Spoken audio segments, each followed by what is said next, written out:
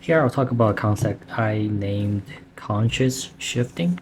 When you first start playing this game, you are not really thinking about what you're doing, right? You're just kind of button smashing, and and hopefully it works.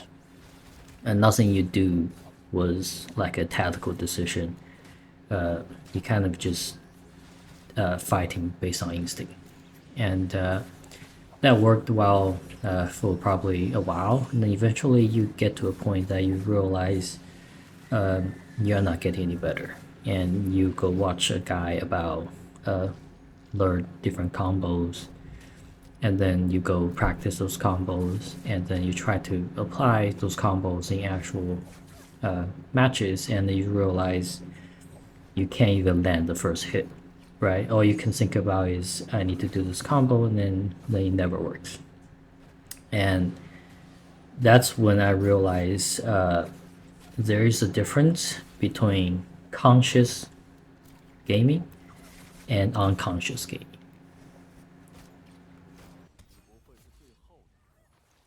Allow me to illustrate the concept of conscious shifting. I want you to imagine this is your computer, and this is you sitting in front of the computer, right, playing. And this is your unconscious mind playing, okay? This is your unconscious mind just playing the game, button smashing. And I want you to imagine you have another disembodied you standing behind him watching. And that's your conscious mind. And the idea is you will set trigger points mentally that when your unconscious gaming does certain things, your conscious person will intervene and force certain action to happen. He basically, the conscious mind only take control momentarily. And then once that moment has passed, the conscious mind will kind of stand back and watch again.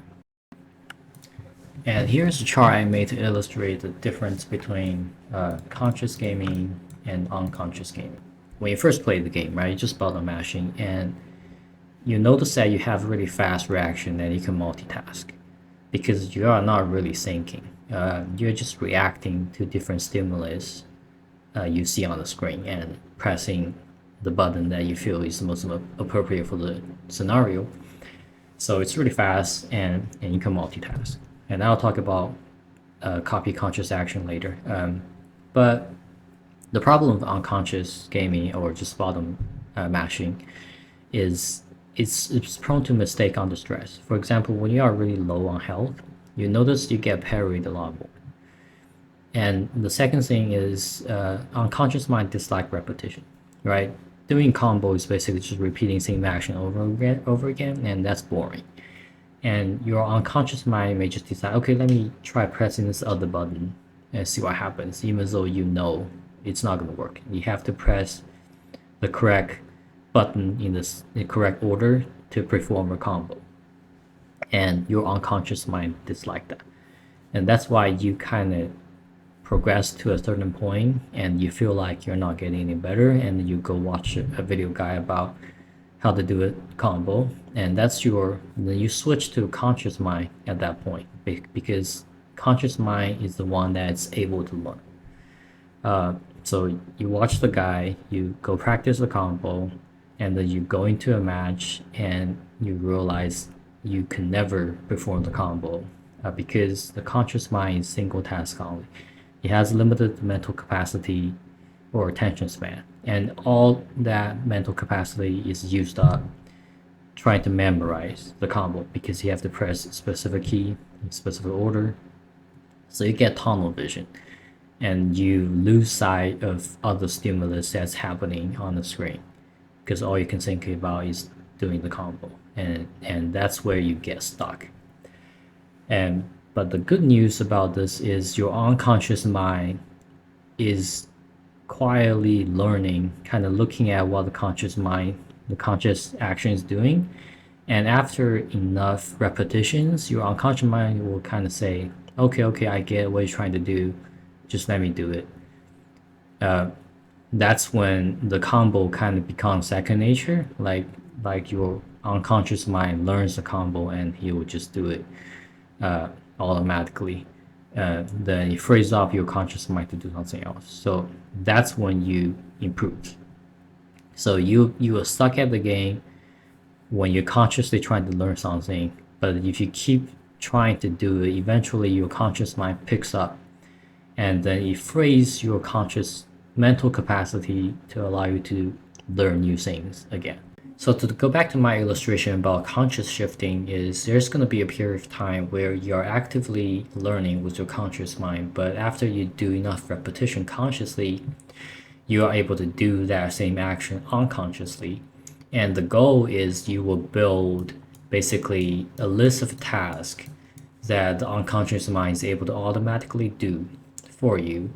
And then it frees up your mental capacity consciously to kind of watch tactically what's happening on the screen while your unconscious mind is button mashing, but button mash intelligently. That's how you get better, basically. And your conscious mind has to be here because, like I said before, the unconscious mind is prone to mistake under stress.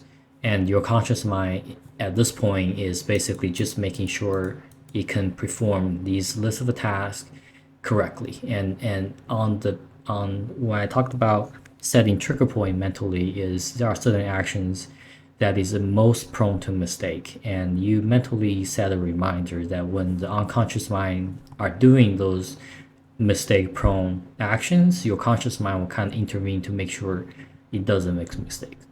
An example is, for example, if you're charging blue, your unconscious mind may automatically want to release at 1.0 stage, and your conscious mind will intervene and force the conscious mind to hold the blue to 2.0. And while the unconscious mind is holding the blue to 2.0, you give your conscious mind time to look at what's happening on the screen and decide if releasing at 1.0 or 1.5 or dodging away or transitioning to parry or using a hero ability will be a better choice. And it will come into a full circle, and that's kind of how I think pros operate mentally, and they just didn't realize this whole thing is happening, and that this is what allowed me to kind of make the breakthrough from solar to Asura.